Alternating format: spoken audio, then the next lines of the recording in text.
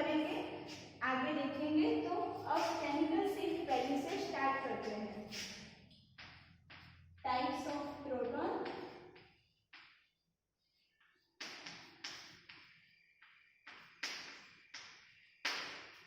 Chemical shift value को किसमें represent किया जाता है? Del value. और डेल का क्या होता है? डेल वैल्यू ऑलवेज पीपीएम में होती है। तो टाइप्स ऑफ प्रोटॉन का मीनिंग क्या हुआ कि different types of proton molecule में प्रेजेंट होते हैं। तो इसका मीनिंग क्या हुआ कि हम जो ये टेबल लिखेंगे वो आपको पूरे एनएमआर स्पेक्ट्रोस्कोपी में याद रखना है, मतलब ए सेमेस्टर में नहीं, बट पूरे जो आप जब तक केमिस्ट्री पढ़ोगे तब तक एनएमआर स्पेक्ट्रोस्कोपी में रेंज आपको याद रखनी होगी। और रेंज आप यूज करके एनएमआर स्पेक्ट्रोस्कोपी के सम आप कर सकते हो। तो फर्स्ट है कार्बन अटैच्ड sp3 कार्बन, मतलब जो प्रोटॉन होता है वो किससे अटैच है?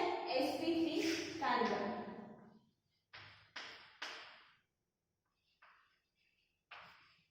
और जो sp3 कार्बन है वो किसी इलेक्ट्रोनेगेटिव एलिमेंट के साथ अटैच नहीं होगा। तो इट इज नो अटैच्ड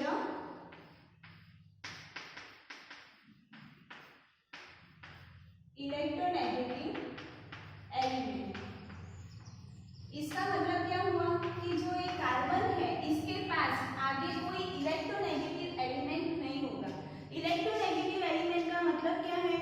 तो इलेक्ट्रोनेगेटिव फ्लोरीन, जैसे कि फ्लोरीन, क्लोरीन, ब्रोमीन, आयोडीन, ऐसे जो हैलोजिनेटेड कंपाउंड होते हैं उसको बोलते हैं इलेक्ट्रोनेगेटिव एलिमेंट। तो यहाँ पे क्या होगा? इलेक्ट्रोनेगेटिव एलिमेंट जब कार्बन के साथ अटैच नहीं होगा तब उसकी रेंज क्या आएगी? 0.5 से 2 ppm। इतना पता चला आपको।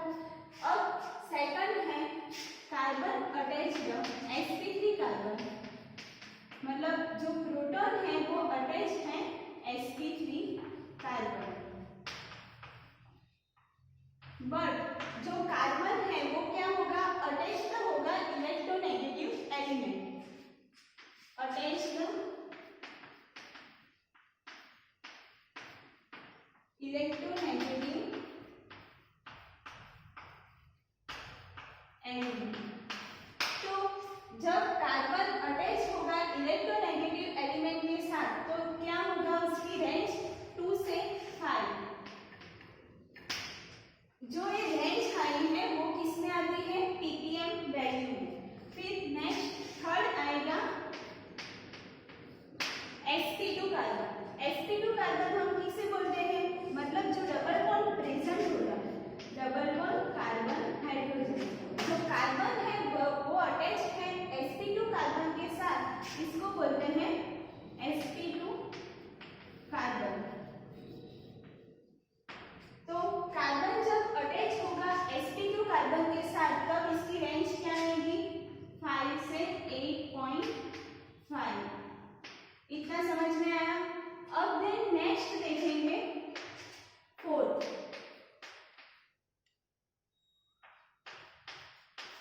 अब जो एक फोर्थ वैल्यू है वो आपको याद रखनी है, अल्काइन। तो अल्काइन का मीनिंग क्या हुआ? Triple bond. कार्बन जो अटैच होगा वो ट्रिपल बॉन्ड के साथ अटैच होगा, तो जो कार्बन है उसको बोलते हैं sp3 कार्बन। जो sp3 कार्बन की रेंज क्या आएगी? 2 से 3 ppm। यहाँ पे क्या है? कंटिन्यू रेंज है, 0.5 से 2, 2 से 5, 5 से 8.5, बट अल्काइन की रेंज क्या है? 2 से 3। अब नेक्स्ट है एल्डिहाइड। फिफ्थ क्या है? एल्डिहाइड।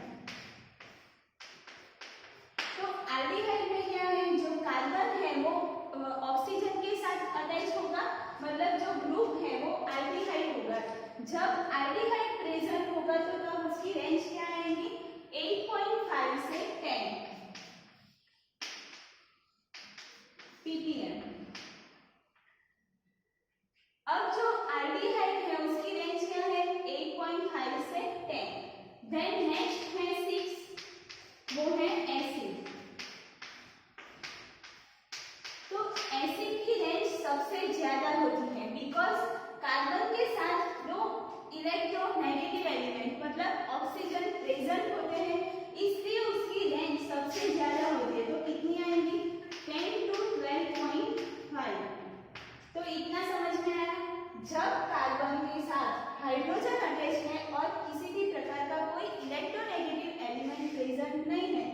तब क्या होगा sp3 कार्बन, तो तब उसकी रेंज क्या आती है 0.5 से 2 ppm। देन नेक्स्ट है कार्बन के साथ हाइड्रोजन अटैच है और वो किसी इलेक्ट्रोनेगेटिव एलिमेंट के साथ अटैच है, तब उसकी रेंज 2 से 5 आती है। देन नेक्स्ट sp2 कार्बन के साथ अटैच है तो 5 से 8.5। जब अल्काइन लेते हैं तो अल्काइन की रेंज क्या आती है 2 से 3, एल्डिहाइड 8.5 से 10 और एसिड की रेंज क्या है 10 to 12.5। और दो रेंज याद रखनी है आपको जो आगे आपको काम आ सकती है। तो दो रेंज है OCH2 और OCH3। तो OCH2 और OCH3 वो एग्जाम में क्वेश्चन सॉल्व करने के लिए यूज होती है।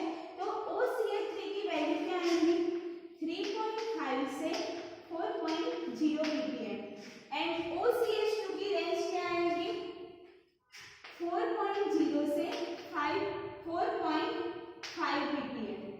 इतना क्लियर हुआ कि हम कैसे डेल्टा वैल्यू की रेंज निकालते हैं। मतलब जो ये रेंज होती है वो फिक्स होती है। आपको जो मॉलिक्यूल में किसी CH3 दे दिया और जो CH3 है वो sp3 कार्बन के साथ अटैच होगा, तो इसका मीनिंग क्या हुआ कि उसकी रेंज है वो 0.5 से 2 ppm में आएंगी। ये जो रेंज है वो आपको किसमें यूज कर सकते हैं, जो केमिकल स्पेक्ट्रा हम जब ड्रॉ करते हैं तब रेंज क्या होती है, यहाँ से 0, 1, 2, 3 ऐसे रेंज होती है। और जब CH3 प्रेजेंट होता है तो CH3 का सिग्नल दिखाने के लिए हम क्या यूज करते हैं, मतलब जो उसकी जो कोई पर्टिकुलर रेंज होगी वो रेंज में हम स्पेक्ट्रा ड्रॉ करेंगे। इतना समझ में आया। अब जो ये रेंज है वो हम एक बार शॉर्ट में लिखते हैं। जो ये टेबल हमने किया वो आपको याद करना है, 2-3 बार आपको देख लेना है हर लेक्चर के पहले।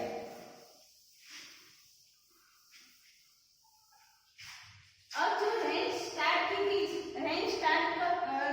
कब से की थी, मतलब 0.5 से 2, तो 0.5 से 2 से क्या था 5, 5 से 8.5, 8.5 से 10 और 10 से 12.5 और 0.52 और 5 के बीच में क्या है 3।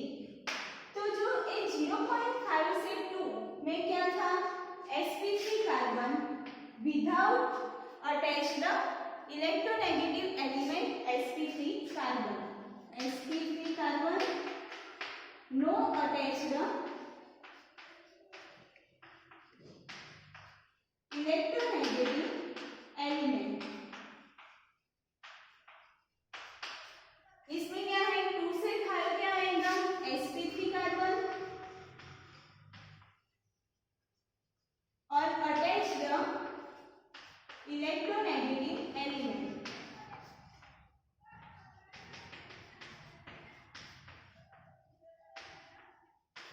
जो ये 2 से 3 के बीच में क्या रेंज होती है sp हाइब्रिडाइज्ड कार्बन, मतलब 3 पर 1।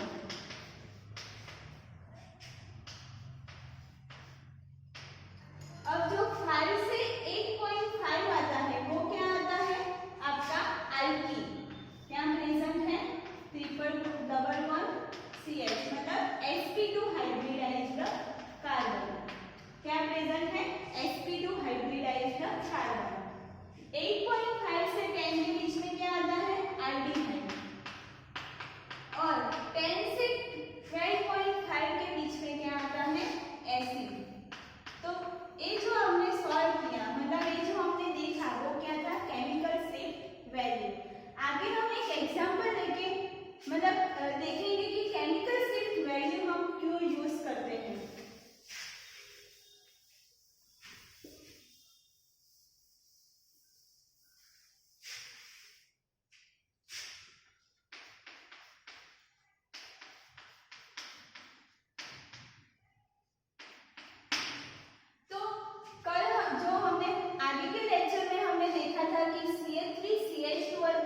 इलेक्ट्रोनेगेटिव एलिमेंट से अटैच है तो उसको क्या बोलते हैं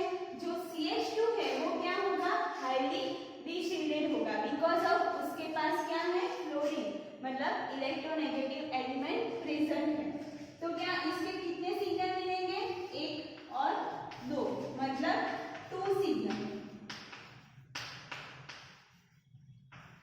अब आगे हमने जो देखा कि केमिकल शिफ्ट वैल्यू इसमें कैसे यूज करेंगे, तो इसमें क्या है, जो फ्लोरीन है वो मतलब CH2 के साथ अटैच है, इसलिए क्या होगा, जो इलेक्ट्रॉन डेंसिटी होगी वो CH2 की क्या होगी, बहुत कम होगी। और इलेक्ट्रॉन डेंसिटी बहुत कम होने की वजह से क्या होगा, जो डिसिडेट होगा CH2 डिसिडेट, और डिसिडेट होगा इसलिए उसकी वैल्यू क्या आएगी, क्या आएगी value, highly chemical shift value, highly chemical shift value. और इसमें क्या है, जो CH3 है वो क्या, मतलब CH3 हम ऐसे लिखते हैं तो क्या है, H H और H, और वो क्या है, कार्बन के साथ अटैच है, मतलब जो CH3 है वो, ये जो CH3 दिख रहा है वो किसी भी प्रकार के इलेक्ट्रोनेगेटिव एलिमेंट के साथ अटैच नहीं है, बट ओनली क्या है, sp3 कार्बन के साथ अटैच है, इसलिए इसको बोलते हैं शील्डेड। और उसकी वैल्यू क्या आएगी, 0.5 से 2 के बीच में। ये क्या है आपकी केमिकल शिफ्ट वैल्यू।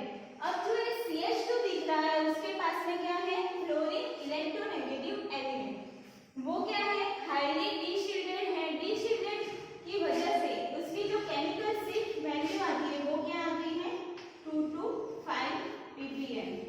इतना क्लियर हुआ कि ये हम केमिकल शिफ्ट वैल्यू कैसे यूज करते हैं। अब जो केमिकल शिफ्ट वैल्यू देखी उसको यूज करके हम स्पेक्ट्रा ड्रॉ करते हैं।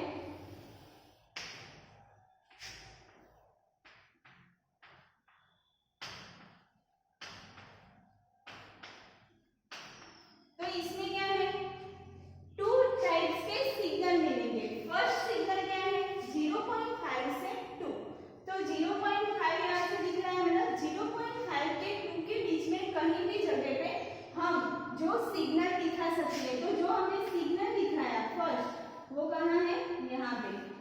ये जो सिग्नल दिख रहा है वो किसका है, CH3 का, मतलब यहाँ पे A देंगे, और जो A है वो क्या है, CH3 का सिग्नल। देन जो CH2 दिख रहा है उसकी जो रेंज है वो क्या है, 2 से 5, तो 2 से 5 के बीच में हम कहीं पे भी CH2 की केमिकल शिफ्ट स्पेक्ट्रा दिखा सकते हैं। तो यहाँ पे केमिकल शिफ्ट स्पेक्ट्रा का CH2 यहाँ पे, उसकी जो हाइट होगी पीक की वो CH3 की ज्यादा होगी और CH2 की कम होगी। वो आगे के लेक्चर में हम देखेंगे कि इसके पीछे कुछ रीजन है। देन जो ये स्पेक्ट्रा होता है वो हमने ऐसे हम ड्रॉ नहीं कर सकते, मतलब हमने जो वो मल्टीप्लिसिटी अभी तक देखा नहीं है, वो आगे लेक्चर में देखेंगे। तो अभी मैं दिखा देती हूँ कि जो प्रोटॉन की मल्टीप्लिसिटी निकालते हैं, मतलब सिंगलेट, डबलेट, ट्रिपलेट, वो क्या होता है, तो इसका मीनिंग क्या है, जो CH3 है उसके पास में क्या प्रेजेंट है, CH2, मतलब CH2 मतलब उसके एडजेसेंट प्रोटॉन मल्टीप्लिसिटी कैसे निकालते हैं, एडजेसेंट प्रोटॉन प्रेजेंट होता है +1, ऐसे मल्टीप्लिसिटी निकलती है। तो जो ये CH2 है उसकी जो मल्टीप्लिसिटी होगी क्या होगी, 3 + 1, मतलब उसमें क्या है, 4। इसको 4 को क्या बोलते हैं, क्वार्टेट। तो कैसे सिग्नल आएंगे, जो CH2 का सिग्नल होगा वो ऐसे मिलेगा, CH2 का सिग्नल ऐसे क्वार्टेट में मिलेगा, क्वार्टेट मींस 4। अब जो CH3 है उसके पास में क्या है, 2 प्रोटॉन प्रेजेंट है, तो 2 + 1 क्या होगा, 3, तो 3 क्या होगा, ट्रिपलेट। अब ट्रिपलेट कैसे ड्रॉ करेंगे,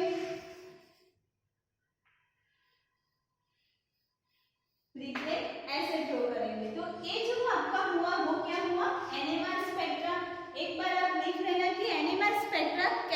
करते हैं। तो नाउ हम डिस्कस करेंगे factor affecting the chemical shift, मतलब कौन कौन से फैक्टर अफेक्ट करते हैं केमिकल शिफ्ट वैल्यू में। तो आपने देखा होगा कि फ्लोरीन है, क्लोरीन है, ब्रोमीन है, आयोडीन है, जो पीरियोडिक एलिमेंट्स होते हैं, मतलब पीरियोडिक टेबल में जो एलिमेंट्स होते हैं सबकी कुछ ना कुछ प्रॉपर्टीज अलग होती है। इट मींस कि उसकी जो इलेक्ट्रोनेगेटिव है उसमें कुछ ना कुछ डिफरेंस होता है। जो फ्लोरीन है वो मोस्ट इलेक्ट्रोनेगेटिव एलिमेंट है इन अ पीरियोडिक टेबल। तो क्या होगा, इलेक्ट्रोनेगेटिव एलिमेंट में जब CH3 के साथ fluorine, chlorine, bromine, iodine present है तो आपको दिख रहा होगा कि जो उसकी डेल वैल्यू है, डेल वैल्यू किसको बोलते हैं, केमिकल शिफ्ट वैल्यू। तो केमिकल शिफ्ट वैल्यू जो है वो क्या होती है, डिक्रीज होती है। और जो डिक्रीज क्यों होती है, क्योंकि जो डीशिल्डिंग होता है वो डीशिल्डिंग क्या होता है, डिक्रीज होता है लेफ्ट हैंड साइड से right hand side, right hand side से लेफ्ट हैंड साइड हम मूव करेंगे तो क्या होगा, डीशिल्डिंग डिक्रीजेस। तो क्या होता है, इस साइड हम मूव करते हैं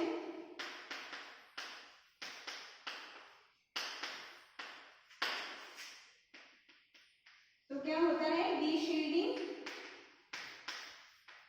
ऑफ प्रोटॉन डिक्रीजेस।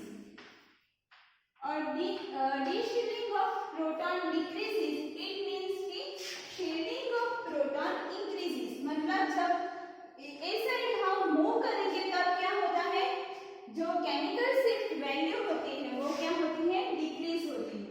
तो केमिकल शिफ्ट वैल्यू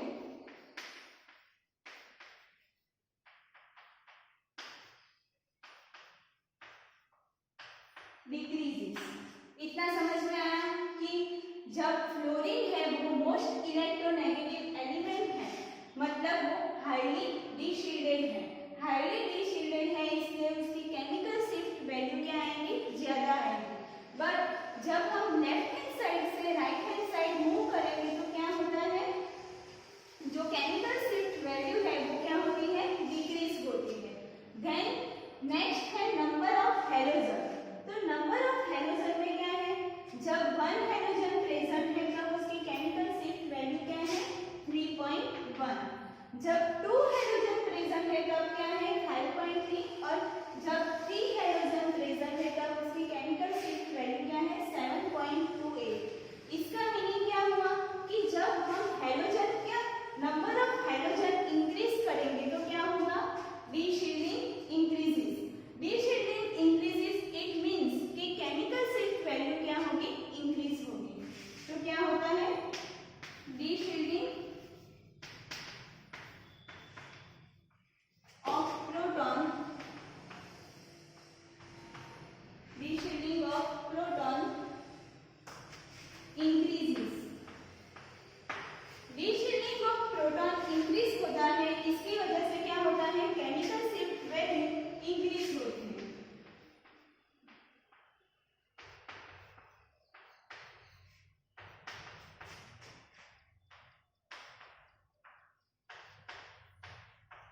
तो मोलेक्यूल में जब आपको फ्लोरीन, क्लोरीन, ब्रोमीन और आयोडीन दिया हो तो उसकी जो केमिकल शिफ्ट वैल्यू है उसकी आपको रेंज पता होनी चाहिए। मतलब जब फ्लोरीन दिया है तो हम 2 से, जब इलेक्ट्रोनेगेटिव एलिमेंट प्रेजेंट होता है तब उसकी वैल्यू होती है, क्या होती है, 2 से 5 के बीच में। तो यहाँ पे फ्लोरीन है उसकी जो केमिकल शिफ्ट वैल्यू है वो सबसे ज्यादा दिखानी है जब आप स्पेक्ट्रा ड्रॉ कर रहे हो तब। नेक्स्ट है जब नंबर ऑफ हैलोजन, मतलब 2 हैलोजन प्रेजेंट हो तो उसके हिसाब से उसकी केमिकल शिफ्ट की वैल्यू आपको दिखानी होगी। नेक्स्ट है टाइप्स ऑफ कंपाउंड।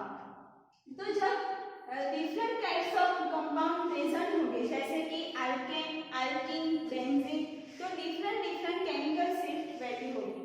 तो उसमें क्या है, जब अल्केन प्रेजेंट होगा, अल्केन किसको बोलते हैं, हाइड्रोकार्बन सिंपल चेन होगी, इसको बोलते हैं अल्केन।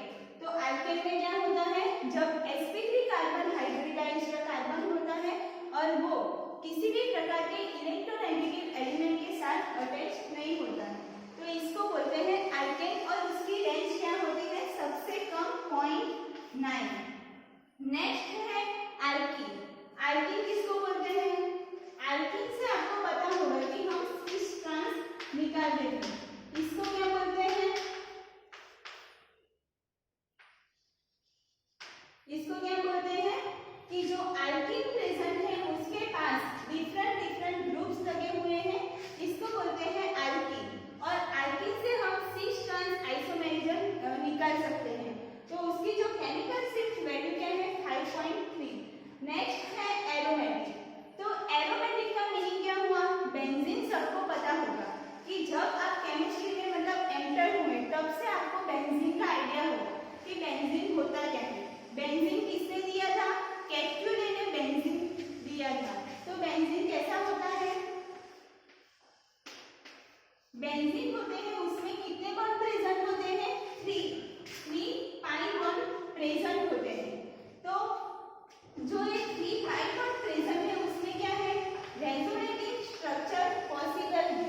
और जो एरोमेटिक कंपाउंड होंगे मतलब बेंजीन जब आपको मॉलिक्यूल में दिया होगा तो उसकी रेंज स्पेक्ट्रा ड्रॉ करेंगे तब क्या दिखानी है? 7 to 8 के बीच में आपको दिखानी है। तो क्या होगा? जब हम left hand side to right hand side move करेंगे तो क्या होता है? Deshielding of proton increases.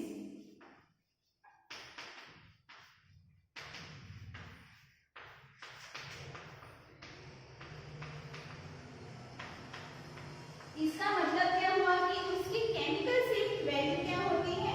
Increase होती है।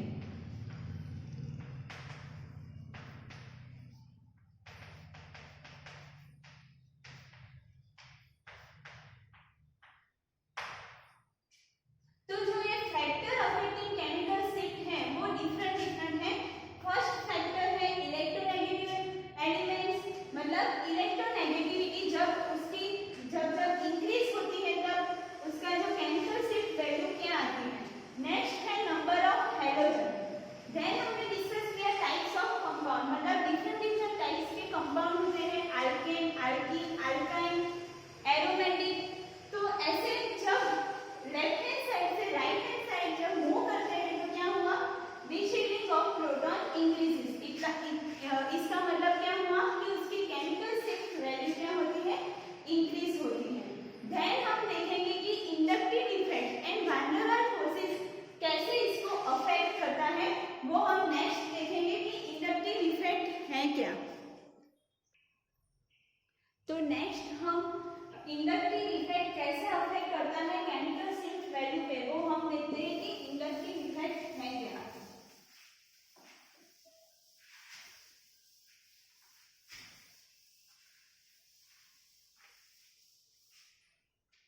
नेक्स्ट है इंडक्टिव इफेक्ट।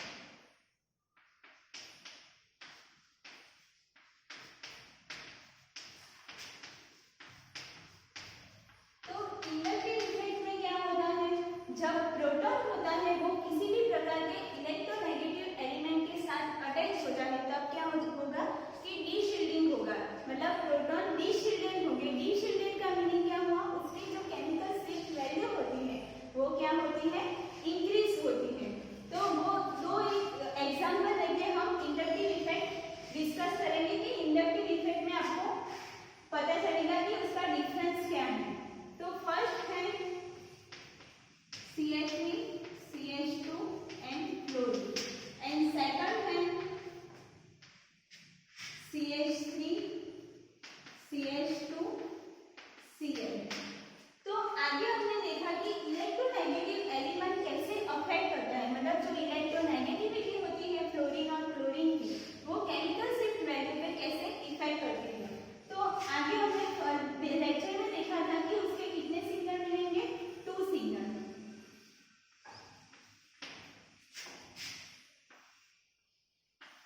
इसके कितने सिग्नल मिलते हैं? 2 सिग्नल। बट यहाँ पे हमें क्या देखना है कि जो फ्लोरीन है वो मोस्ट इलेक्ट्रोनेगेटिव एलिमेंट है क्लोरीन से। तो जो फ्लोरीन है उसका जो प्रोटॉन होगा वो क्या होगा? Proton highly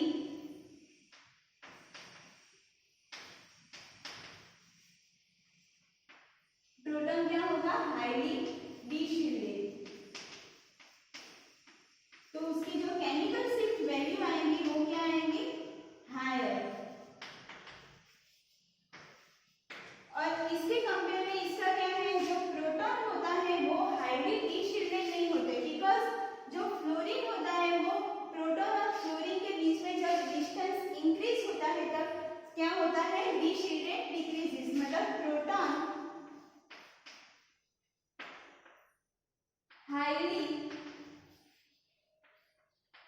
डीशिल्डेड। इसका मीनिंग क्या हुआ कि उसकी जो केमिकल शिफ्ट वैल्यू है वो इसके कंपेयर में इसकी क्या आएगी, डेल्टा लोअर। इतना समझ में आया कि इंडक्टिव इफेक्ट किसे बोलते हैं। जब इलेक्ट्रोनेगेटिव एलिमेंट किसी भी प्रोटॉन के साथ प्रेजेंट होता है तो क्या होता है, जो फ्लोरीन है वो किसी भी प्रोटॉन के साथ प्रेजेंट है तो इसलिए जो प्रोटॉन होगा वो क्या होगा, हाईली डीशिल्डेड। डीशिल्डेड का मीनिंग क्या हुआ कि उसकी जो केमिकल शिफ्ट डेड वैल्यू है वो हायर होगी और इसमें क्या है, क्लोरीन अटैच है तो क्लोरीन में क्या होगा, क्लोरीन की जो केमिकल शिफ्ट वैल्यू है वो लोअर होगी बिकॉज ऑफ वो इसके कंपेयर में इसका वो हाईली डीशिल्डेड नहीं होगा। तो इतना समझ में आया कि इंडक्टिव इफेक्ट कैसे अफेक्ट करता है। नेक्स्ट हम देखेंगे वैन डर वाल्स डीशिल्डेड।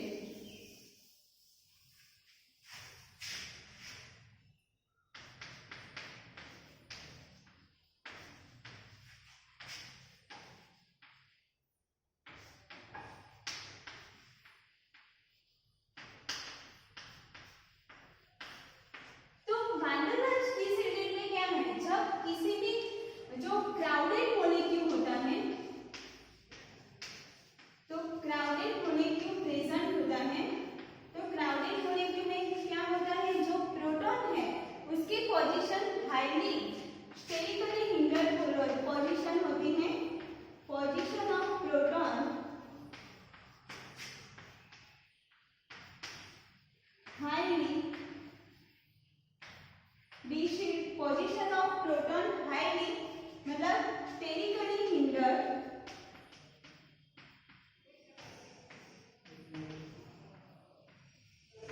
तो जो प्रोटॉन प्रेजेंट होता है मॉलिक्यूल में उसकी जो पोजीशन होगी वो हाईली मतलब हाईली क्राउडेड होगी। इसका मीनिंग क्या हुआ कि वो स्टेरिकली हिंडर्ड है। तो जो इलेक्ट्रॉन होगा वो प्रोटॉन के आसपास जो सराउंडिंग में होगा वो क्या होगा, करेगा कि प्रोटॉन के आसपास रिपेल करेगा इलेक्ट्रॉन, इसलिए उसकी जो वैल्यू है केमिकल शिफ्ट वैल्यू वो क्या होगी, हाई होगी।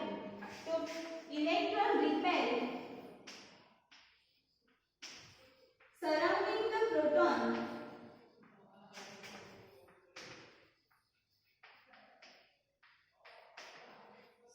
electron repel surrounding the proton, so highly de-shielded, so highly de-shielded। तो highly de-shielded का मीनिंग क्या हुआ कि जो उसकी केमिकल शिफ्ट वैल्यू है वो क्या होगी, इंक्रीज होगी। Chemical shift value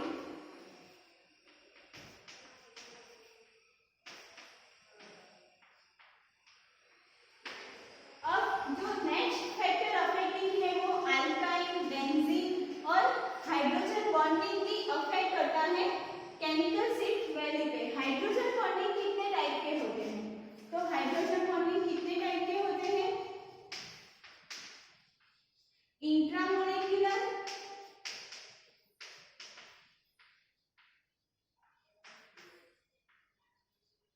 and intermolecular. Intra and intermolecular hydrogen bonding affect करते हैं केमिकल शिफ्ट वैल्यू पे।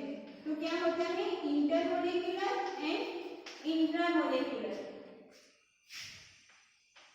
इतना समझ में आया कि केमिकल शिफ्ट वैल्यू में कितने टाइप्स ऑफ फैक्टर अफेक्ट करते हैं।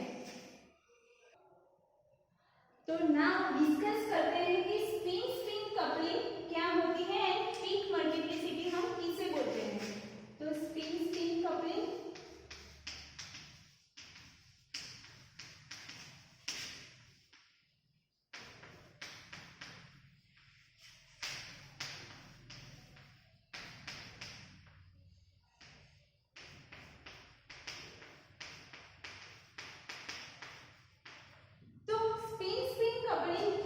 क्या होती है, तो जब कार्बन के पास नेबरिंग प्रोटॉन प्रेजेंट होता है और नेबरिंग प्रोटॉन की वजह से हमें जो पीक मल्टीप्लिसिटी बोलते हैं उसको बोलते हैं स्पिन स्पिन कपलिंग।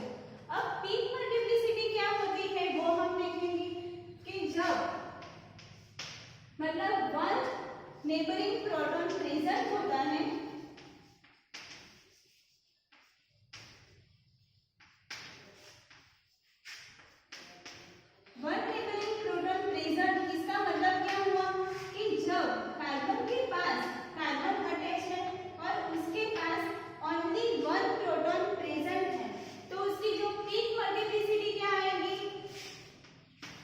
मतलब 1 प्रोटॉन प्रेजेंट है तो क्या आएगा 1 प्लस 1 तो क्या है 2। 2 को हम क्या बोलेंगे डबलेट। इतना समझ में आया। अब डबलेट होगा वो दो पार्ट में स्प्लिट होगा। डबलेट क्या होगा 1 जेन 1 में उसकी स्प्लिटिंग होगी तो उसकी जो पीक मल्टीप्लिसिटी क्या आएगी 1 जेन 1 डबलेट। इतना समझ में आया। नेक्स्ट है if 2 proton present 2 neighbouring proton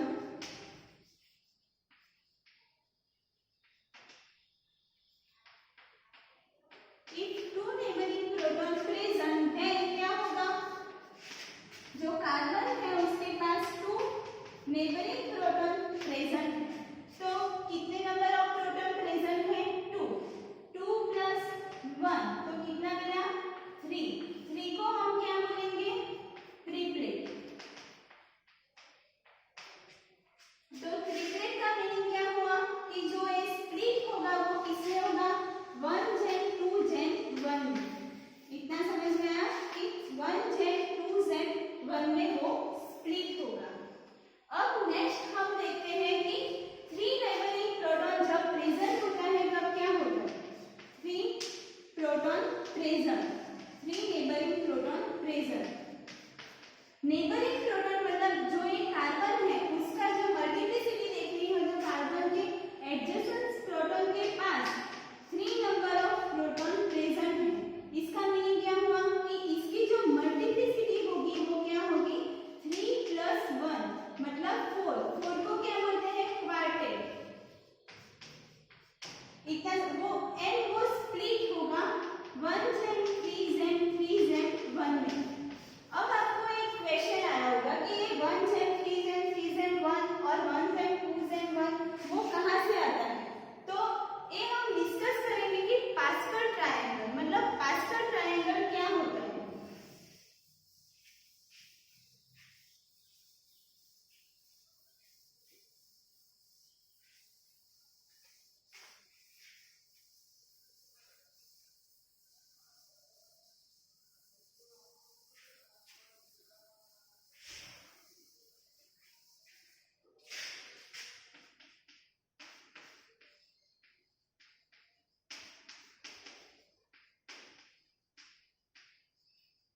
तो पास्कल ट्रायंगल जब आपको लिखना है तो क्या लिखना है फर्स्ट 1 से पास्कल ट्रायंगल स्टार्ट करेंगे। 1 के एग्जैक्ट नीचे क्या लिखना है डॉट डॉट और 1 जो स्प्लिट होगा वो कितने में होगा 2 पार्ट में स्प्लिट होगा 1 जेन 1। इतना समझ में आया। अब जो ये 1 है वो 2 पार्ट में स्प्लिट होता है। ये जो 1 है वो अनदर 3 पार्ट में स्प्लिट होगा। तो ये जो 1 प्लस 1 है उसके जो सेंटर में उसका जो सम करके हमें क्या लिखना है 3 और यहाँ पे क्या लिखना है 1। साइड में क्या होगा 1 1 1 प्रेजेंट होगा और बीच में उसका सम करके जाना है। यहाँ पे क्या होगा 3 प्लस 1 इज इक्वल टू 4। यहाँ पे भी क्या है 3 प्लस 1 4। तो इसकी जो पीक मल्टीप्लिसिटी क्या मिलेगी 1 जेन 4 जेन 4 जेन 1। अब आगे मूव करते हैं तो क्या होता है 1 प्लस 4 क्या मिलता है 5। यहाँ पे क्या है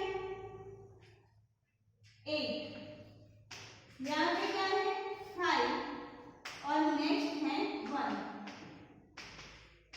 तो इतना समझ में आया कि आगे जब हम मूव करते हैं तो क्या होता है पास्कल ट्रायंगल आपको मिलेगा कि पास्कल ट्रायंगल होता क्या है। यहाँ पे जो मैंने पास्कल ट्रायंगल लिखा है उसमें एक गलत है मतलब यहाँ पे क्या आएगा 1 जेन 2 जेन 1।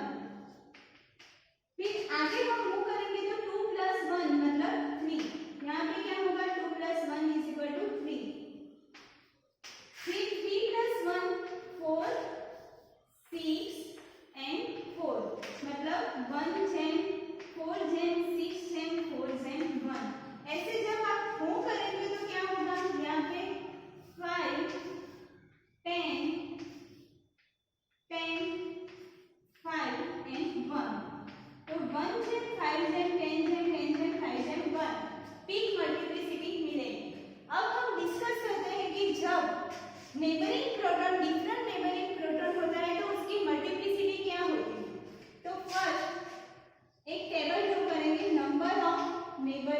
प्रोटॉन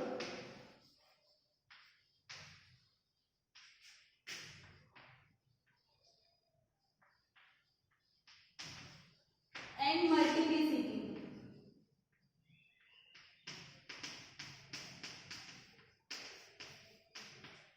तो यहाँ पे वन नंबर ऑफ प्रोटॉन जब प्रेजेंट होगा तो उसकी जो मल्टीप्लिसिटी आएगी क्या आएगी, डबलेट, मतलब 1/1।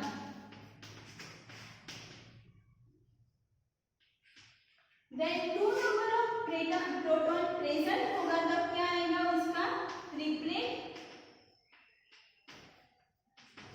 तो उसकी जो मल्टीप्लिसिटी आएगी 1/2/1।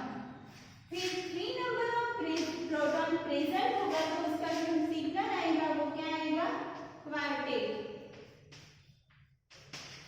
क्वार्टेट में क्या है मल्टीप्लिसिटी 1/3/3/1। अब जब 4 number of neighbouring proton present होगी तब क्या आएगा, क्विंटेट। क्विंटेट में क्या होगा, 5 नंबर ऑफ मल्टीप्लिसिटी होगी तो 1/4/6/4/1।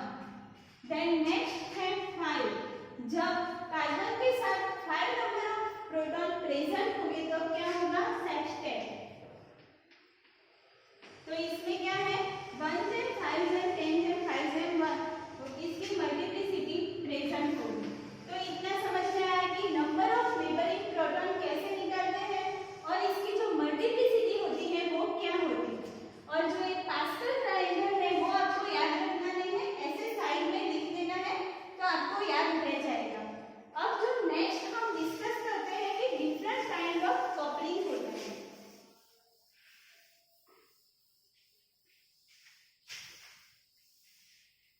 तो स्पिन स्पिन कपलिंग,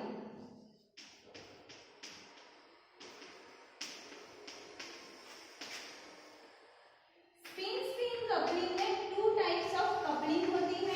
फर्स्ट है विसिनल कपलिंग, विसिनल कपलिंग। तो विसिनल कपलिंग में क्या होता है, जो प्रोटॉन होता है वो एडजेसेंट कार्बन के ऊपर एडजस्ट होता है, मतलब proton attached on adjacent carbon. जो एक कार्बन दिख रहा है तो प्रोटॉन जो अटैच होगा वो क्या होगा, proton attached on a adjacent carbon.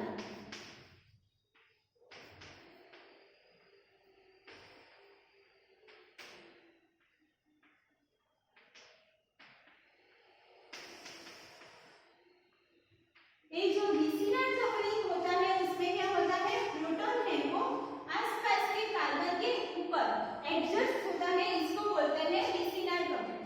Vicinal coupling को एक और नाम से बोलते हैं 1/4 कपलिंग।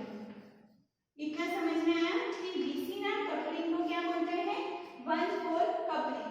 विसिनल कपलिंग और जेमिनल कपलिंग में क्या डिफरेंस है वो हम देखेंगे कि विसिनल कपलिंग और जेमिनल कपलिंग क्या है। तो जेमिनल कपलिंग में क्या होता है, 1/3 कपलिंग होती है। यहाँ पे कैसे नंबर देते हैं, 1 2 1 2 3 और 4। ये जो कपलिंग होती है प्रोटॉन के बीच में वो क्या है, 1/4 कपलिंग। अब नेक्स्ट है जेमिनल कपलिंग।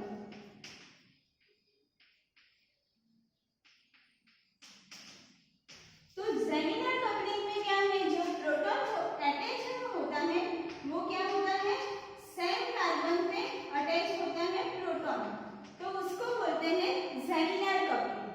अब जो जेमिनल कपलिंग है वो मतलब किसके टाइप का होता है, 1/3 कपलिंग उसको बोल सकते हैं। मतलब ये 1 और 3rd पोजीशन के प्रोटॉन के बीच में जो कपलिंग हुआ होगा उसको बोलते हैं जेमिनल कपलिंग। तो proton attached on a same carbon, proton attached on a same carbon. कितने नंबर ऑफ प्रोटॉन है, 2 प्रोटॉन अटैच्ड है। यहाँ पे क्या है, 2 प्रोटॉन अटैच्ड एडजेसेंट कार्बन, मतलब दोनों एडजेसेंट कार्बन के ऊपर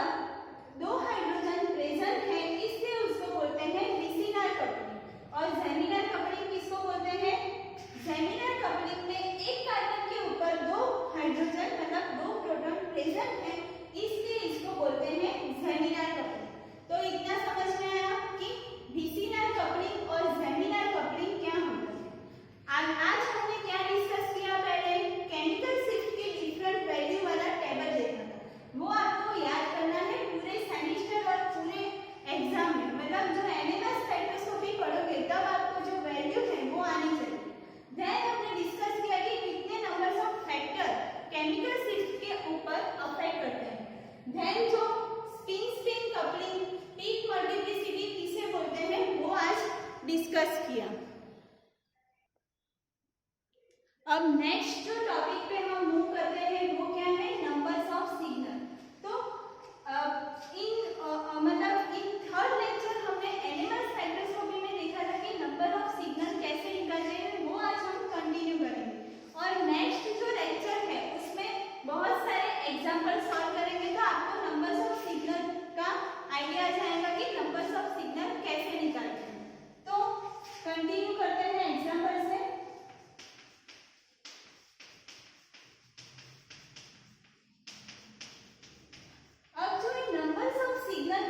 मैंने बताया था कि different types of proton present होते हैं, होमोटॉपिक, इनैनिसोटॉपिक एंड डायस्टीरियोटॉपिक। तो होमोटॉपिक एंड इनैनिसोटॉपिक में क्या था, होमोटॉपिक एंड इनैनिसोटॉपिक में ओनली गिव्स वन सिग्नल, मतलब उसका जो एनवायरनमेंट होता है वो केमिकली इक्विवेलेंट होता है, इसलिए gives only one signal. But जो डायस्टीरियोटॉपिक प्रोटॉन होते हैं, इसका मीनिंग क्या हुआ, डायस्टीरियोटॉपिक इट मींस कि जो केमिकली इक्विवेलेंट नहीं होते और वो गिव्स डिफरेंट सिग्नल, मतलब जो इसके क्या मिलते हैं, डिफरेंट सिग्नल मिलते हैं।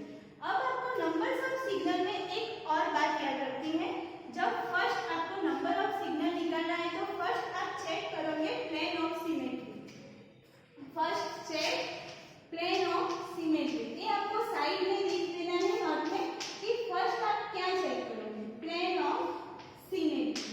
देन हम देखेंगे कि उसमें एसिमेट्रिक सेंटर प्रेजेंट है या नहीं, एसिमेट्रिक सेंटर। अब आपको पता होगा कि एसिमेट्रिक सेंटर किसे बोलते हैं, जो कायरल सेंटर प्रेजेंट होता है। कायरल और एसिमेट्रिक सेंटर का मीनिंग क्या हुआ, कार्बन के पास 4 डिफरेंट ग्रुप अटैच हो गए, इसको बोलते हैं एसिमेट्रिक सेंटर। तो कार्बन के पास 4 डिफरेंट ग्रुप अटैच है, इसको बोलते हैं एसिमेट्रिक सेंटर। और एसिमेट्रिक सेंटर को ऐसे नोट किया जाता है स्टार। जब एसिमेट्रिक सेंटर प्रेजेंट होगा तो वो जो कार्बन के पास हाइड्रोजन प्रोटॉन अटैच है, इसको बोलते हैं डायस्टीरियोटॉपिक प्रोटॉन। डायस्टीरियोटॉपिक एसिमेट्रिक सेंटर प्रेजेंट तो क्या बोलते हैं, डायस्टीरियो टॉपिक प्रोटॉन। एंड जब एसिमेट्रिक सेंटर प्रेजेंट नहीं होगा तो क्या होगा, एसिमेट्रिक सेंटर एब्सेंट, देन क्या होगा, इनैनिसोटॉपिक प्रोटॉन। इतना समझ में आया। और एक और बात ध्यान रखनी है कि जो CH3 होता है, CH3 का सिग्नल ऑलवेज जो 3 प्रोटॉन होते हैं वो ऑलवेज होमोटॉपिक होता है, इसलिए CH3 का सिग्नल ऑलवेज ओनली वन आएगा। CH3 gives only one signal.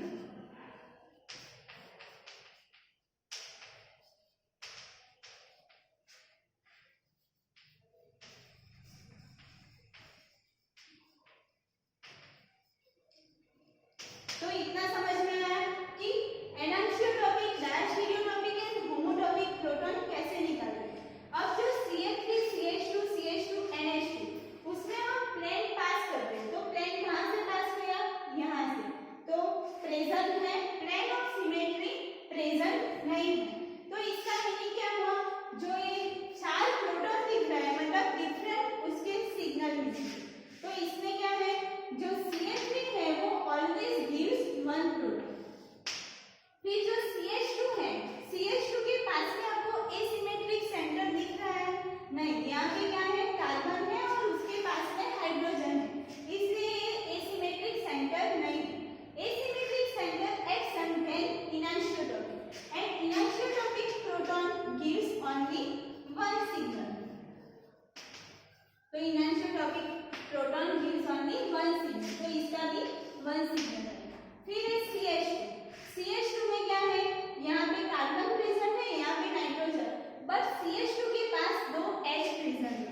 इसका मीनिंग क्या हुआ कि वो एसिमेट्रिक सेंटर नहीं है।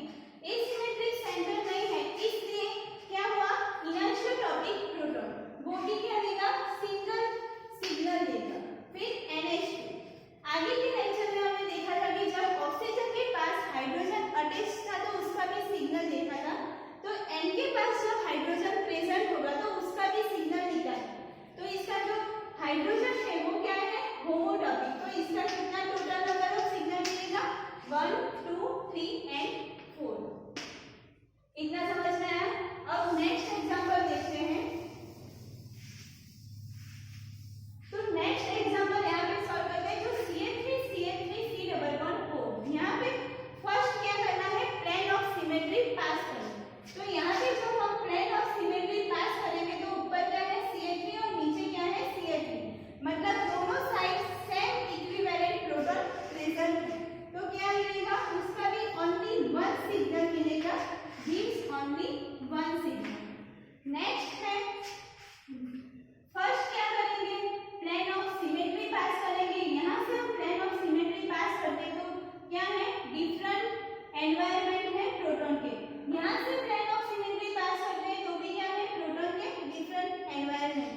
तो जो प्रोटॉन प्रेजेंट है वो क्या देता है, डिफरेंट सिग्नल देते हैं। तो कितने नंबर ऑफ सिग्नल प्रेजेंट हो गए, 1 2 3 4 एंड 5।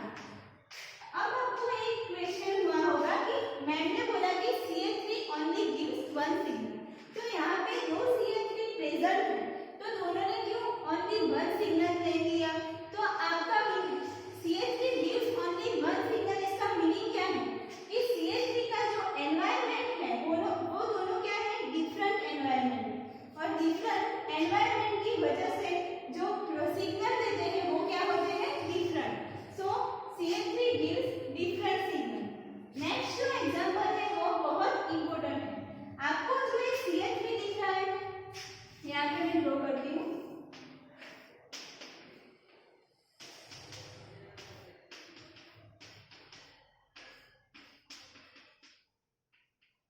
तो आपको जो ये CH3 दिख रहा है वो क्या है, अप पोजीशन पे, और हाइड्रोजन क्या है, डाउन।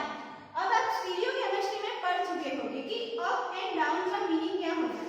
अप मींस वेज और डाउन मींस बेस। तो अप और डाउन हम यहाँ से लिखते हैं कि अप ऐसे होगा,